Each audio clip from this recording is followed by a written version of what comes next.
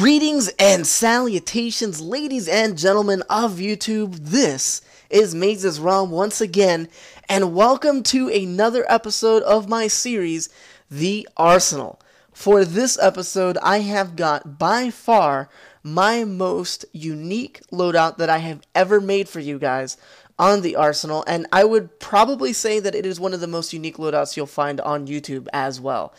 It is just a very interesting loadout, and it took a long time to perfect this, but I really sincerely hope that you guys find as much success as I had with this loadout and have fun with it as well. So without further ado, I'll jump right in to the loadout, and that is my close quarters ballistics loadout, or my stealth overkill loadout for Black Ops 2. It's just the ultimate close quarters loadout. It is incredible. So we're using the Remington 870 MCS, as I mentioned before, and for the attachments, we're using the suppressor and the laser sight. Now, I know a lot of you guys are probably thinking, why in the hell would I put a suppressor if I could use the long barrel? Well, you'll see in the gameplay that the suppressor on the 870 is surprisingly really, really good, and it helps you keep that type of stealth mentality when you're playing, and it really works well as a stealth weapon, and this loadout works well as a stealth loadout. So moving right along, we see that we have the Overkill wildcard to enable us to use the Vector K10 as our secondary, and we have the suppressor as the attachment there on the Vector. For our perks, they're pretty straightforward. We're using Ghost, Scavenger, and Dead Silence, and then we have C4 to finalize this incredible loadout that you guys will just really like. I just really love using this loadout, and I really hope you guys do as well. So without further ado, we'll jump right in to the gameplay here, and it is a team deathmatch on the new map, Magma. Now, Magma is part of the Uprising DLC map pack. It's a very, very cool map, and most people will probably not want to use a close quarters loadout in this map because there are a lot of long sight lines and the map is very, very big. But when you use an effective close quarters loadout like this one, you'll see that you would actually do quite well if you know how to navigate through the map well with the loadout that you have. Now, for this particular loadout, you'll see that it's really good at medium to close range. You don't want to take those long shots unless if you absolutely have to, or if your teammate dealt some damage already and you think you can actually get the last few shots to kill your opponent.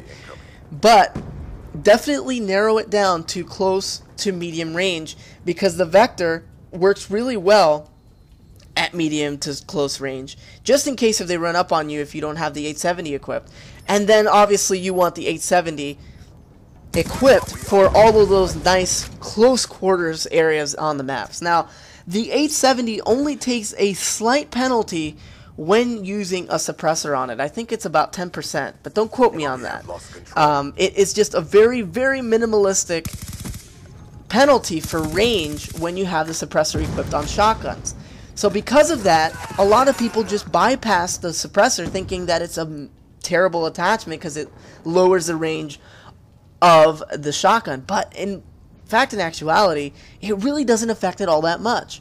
And it's so lethal that when you shoot the person, if you don't kill them and you get a hit marker, they just don't know what is hurting them, because it's so suppressed. You just don't hear the sound as much when you're using a suppressed shotgun, and that's what makes it really, really, really good for a loadout that is primarily, you know, centered around close quarters combat. So right now you see that I'm navigating through the tight corridors of the map Magma, and I'm actually looking down the long sight lines, just using suppressive fire to tag that guy at long range so that my teammate could enclose that little space there that he had to run in order to be able to get the kill. So I don't know what happened at the end of that firefight, but I'm sure that the enemy ended up either leaving that area or getting killed afterwards. So this loadout primarily works well on any map, to be honest. Any map that a submachine gun would do well in, this loadout, I should say, works significantly well. And that's because there's no close quarters or medium firefight that you'll lose if you really navigate the map well. And that's why we have those 3 perks that we're using for this loadout. Ghost obviously keeps you off the minimap, and then Scavenger keeps you resupplied. When you're using a submachine gun, it's good to have enough ammunition to last, you know, quite a few firefights, and that's exactly what you want to make sure you do. The reason why this loadout works really well as well with Scavenger is because since you're using a shotgun as your secondary, or as your primary I should say, it enables you to kill people at close quarters and then pick up a Scavenger pack to resupply your submachine gun. So if you do run out of ammo for your shotgun first, which you probably won't, then you'll have your submachine gun full of ammo and ready to go. And that's why Overkill loadouts are very, very good. I mean, they're very often just completely brushed over. The wild card is usually not very, you know, it's not used. It's not very popular in the community, you know. The people are like, Overkill is kind of a waste, you know. If I can just beef up my primary gun, then I won't really have to use Overkill. But that's why this class works really well. People don't expect you to shoot them with a submachine gun and then when they turn the corner, get shot by a shotgun. It's the most incredible loadout to use to keep your enemy off balance. They just will not know how they're dying to you until they watch the kill cam and see that you're swapping through 2 weapons and they happen to be primary weapons. It's a very cool type of playstyle and loadout, and I was just so excited playing with this, and I had so much fun that I told a lot of my friends about it on YouTube and on, you know, online as well. And Marcolinth was one of the ones that I told about this loadout, and he actually equipped it, and he has just had so much fun using it as well. And he's a really good player. I mean, he's like a 3.0 kill-death ratio player, and he has tried all kinds of different loadouts. But this one he had so much fun with, and I really want you guys to have as much fun with this loadout as Marcolinth and myself did. So definitely try equipping this loadout.